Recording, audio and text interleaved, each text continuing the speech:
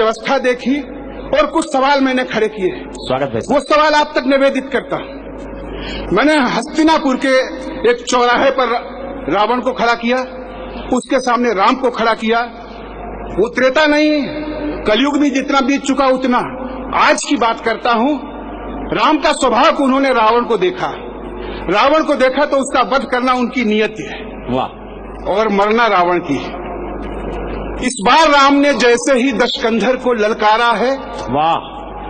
इस बार राम ने जैसे ही दशकंधर को ललकारा है, तरकश से तीखे तीर लिए कांधे से धनुष उतारा है। वैसे ही विकल दशानन का आकुल विद्रोही मंडोला, वाणी में विस्फोटक भरकर वो राघव से ऐसे बोला, रावण पर बाण चलाने का हे राम उपाय नहीं करना। हे दशरथ नंदन सावधान, ऐसा अन्याय नहीं करना। वाह। तुम मर्यादा पुरुषोत्तम हो, करुणा निधान कहलाते हो, दुष्टों का करते हो विनाश, धरती से पाप मिटाते हो। दुनिया का सारा पाप ताप क्या मुझ में ही दिखलाया है? केवल मुझ पर ही बार बार तुमने धनबान उठाया है। पहले सागर उस पार मिली, फिर सागर के इस पार मिली। अपराध किया था एक बार पर सजा हजारों बार मिली। मैं रक्ष संस्कृति का स्वामी, मैंने तो अपना काम किया। हे आर्य पुत्र, नाहक मुझको इस दुनिया ने बदनाम किया। वाह। तुम नायक हो, मैं खलनायक। बेशक मुझ पर तुम वार करो, भारत के क्रूर दरिंदों का लेकिन पहले संहार करो। वाह, क्या कहने भाई साहब, जिंदाबाद। वाह। तुम नायक हो, मैं खलनायक। बेशक मुझ पर तुम वार करो, भारत के क्रूर दरिंदों का लेकिन पहले संहार करो। मुझ पे आरोप लगता है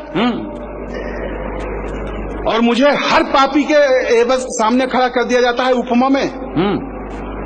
ये वही देश है ना जो आज यहाँ तक पहुँच गया है कि पैदा हुई बच्चियां तक सुरक्षित नहीं है। वाह। आखिर मनुष्य की मानसिकता कितनी गिरेगी। रावण से तुलना मत करो। उसने कहा कि माना मैंने धर साधुवेश, वैदेही का अपहरण किया। वाह। लेकिन मर्यादा के विरुद्ध आगे न कोई आचरण किया। क्या बात है।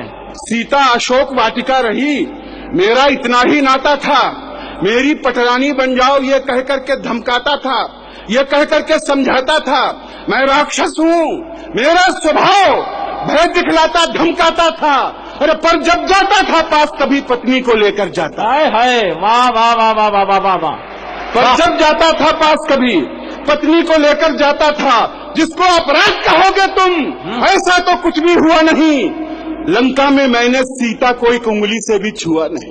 वाह। लंका में मैंने सीता को एक उंगली से भी छुआ नहीं। लेकिन जिस भारत को अपनी तुम मातृभूमि बतलाते हो, वाह वाह वाह, जिसके आगे तुम सोने की मेरी लंका ठुकराते हो, वाह वाह वाह। अपि स्वर्णमयी लंका न में लक्ष्मण रोचते, जननी जन्मभूमिश्च स्वर्गादपि गरीयसी, ठोकर मार दी। लेकिन जिस भारत को के आगे मेरी लंका ठुकराते हो, उस भारत में है राघवेंद्र पापों की नदी बह रही है। जिसको तुम माता कहते हो वो कितने दुख सह रही है नहीं सुरक्षित अबलाएं।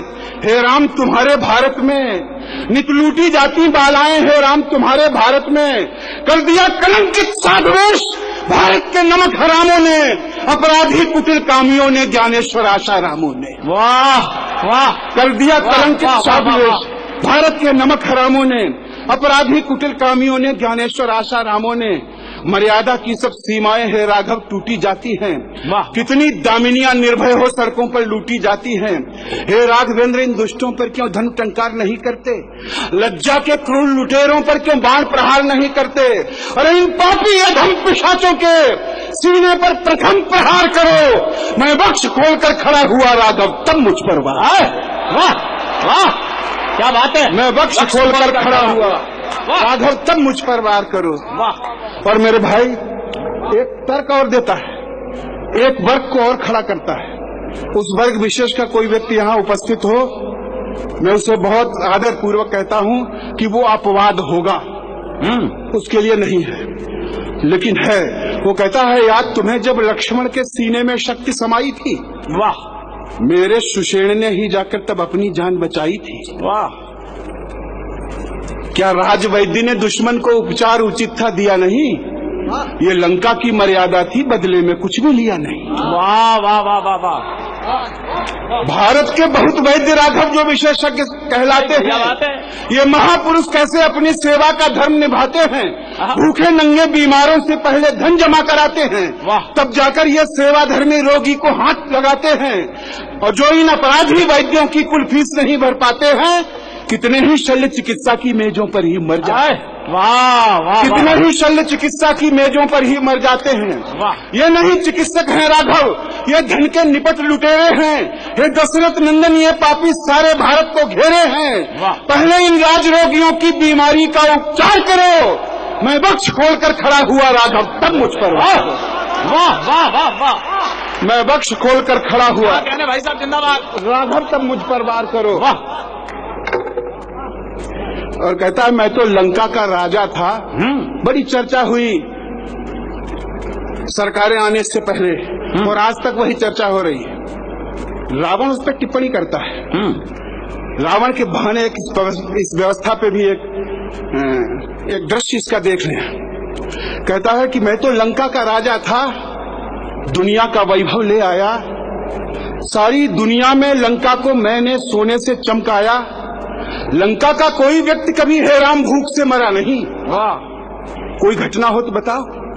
लंका का कोई व्यक्ति कभी हैरान भूख से मरा नहीं।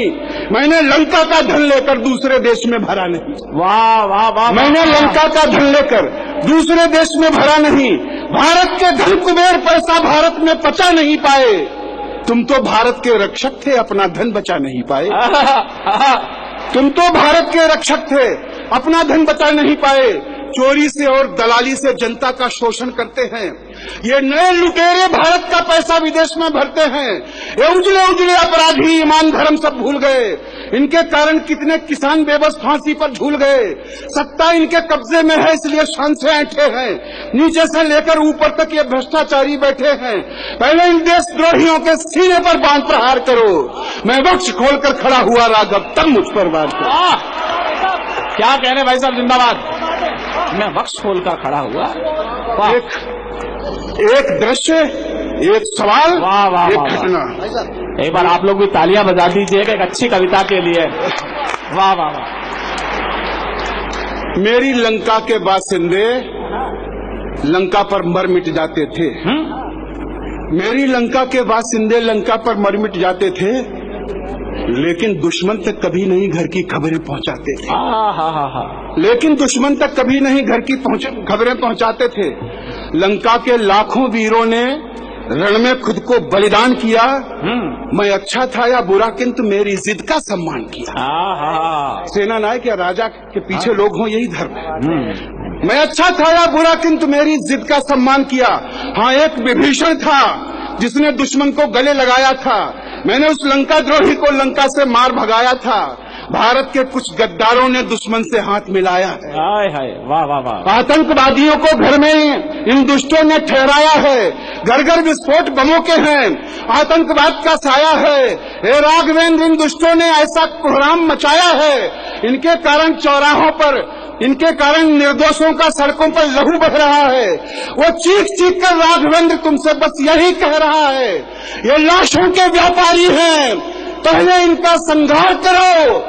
मैं बख्श खोलकर खड़ा हुआ राघव, तब मुझ पर वाह वाह वाह वाह। मैं बख्श खोलकर खड़ा हुआ। और इस कविता की अंतिम पंक्तियां,